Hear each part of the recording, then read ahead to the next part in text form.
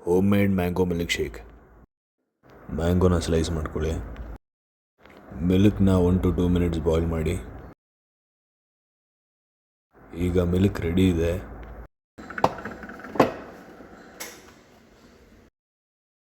ನಾನಿಲ್ಲಿ mango ಸಿಪ್ಪೆನ peel ಮಾಡಿದ್ದೀನಿ.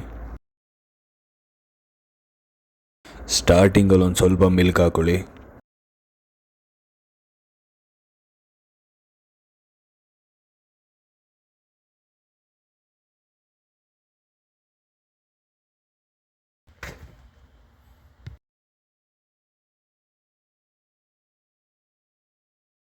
ಈ ಥರ ಪೇಸ್ಟ್ ಆದಮೇಲೆ ಇನ್ನು ಮಿಕ್ಕಿದ ಮಿಲ್ಕ್ ಆ್ಯಡ್ ಮಾಡ್ಕೊಳ್ಳಿ. ಫೈನಲಾಗಿ ಒಂದು ಸಲ ಗ್ರೈಂಡ್ ಮಾಡಿ. Finally ready guys.